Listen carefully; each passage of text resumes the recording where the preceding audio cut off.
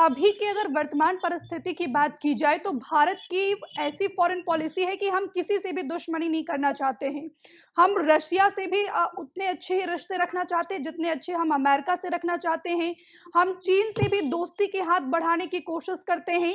लेकिन यहाँ पर सवाल खड़े होते हैं अमेरिका की रणनीति पर। लगातार देखिए अमेरिका की टैरिफ की हम मार झेल रहे हैं, उसके बावजूद भी पुतिन का भारत आना, क्या लगता है ट्रंप का क्या अगला कदम होगा? देखिए, पुतिन के यूरोप के दौरे को लेकर के अगर अगर कड़ी निगाह किसी की है तो वो वेस्टर्न यूरोप के देशों की है।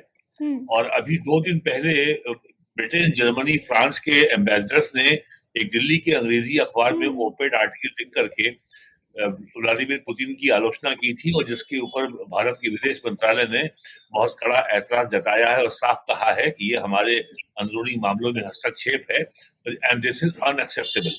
यूरोप की ये शिकायत है कि भारत ने अभी तक रशियन इन्वेजन ऑफ यूक्रेन को कंडेम नहीं किया है और रशिया से ऑयल इंपोर्ट जारी रखा है। हालांकि अब तो ऑयल इंपोर्ट लगभग बंद हो गया है क्योंकि रशियन ऑयल कंपनीज को भी अमेरिका ने सैंक्शन लगा दी है, इसलिए अब ऑयल इंपोर्ट लगभग नेग्लिजिबल है या नहीं हो रहा है।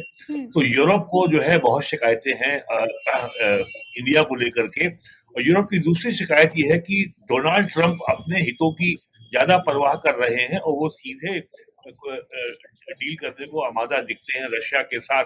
और इस वर्ष 15 अगस्त को डोनाल्ड ट्रंप और पुतिन की अलास्का में एक दिन की बैठक भी हो चुकी है।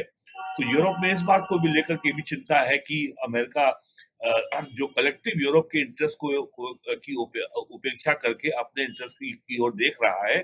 और जिस तरीके से अमेरिका ने भारत के ऊपर 50% टैरिफ लगाया है, तो इस तरह का कोई प्यूनिटिव टैरिफ यूरोप ने भारत के ऊपर नहीं लगाया है।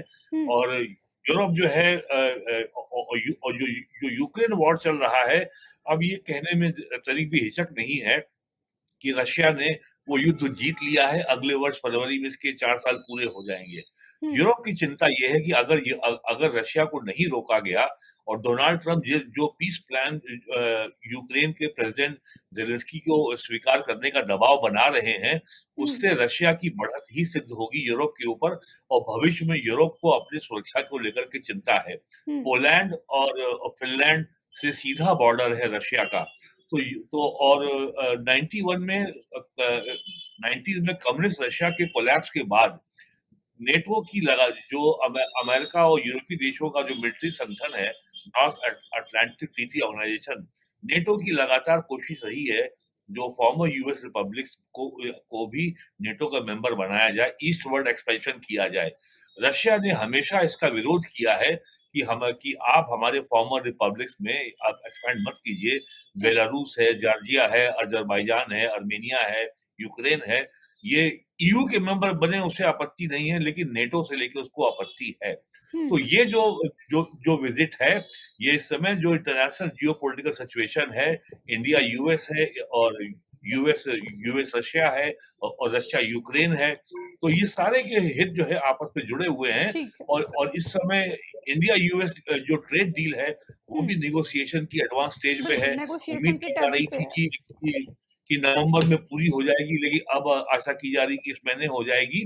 तो हर लिहाज से इंटरनेशनल जियोपॉलिटिकल सिचुएशन को डिफाइन करने की और इंटरनेशनल पावर बैलेंस को डिफाइन करने के दृष्टिकोण से पुतिन की ये यात्रा बेहद महत्वपूर्ण है। हमसे जुड़े रहने के लिए हमारे YouTube चैनल को सब्सक्राइब करें और नई वीडियो की नोटिफिकेशन के लिए बेल आइकॉन को दबाएं।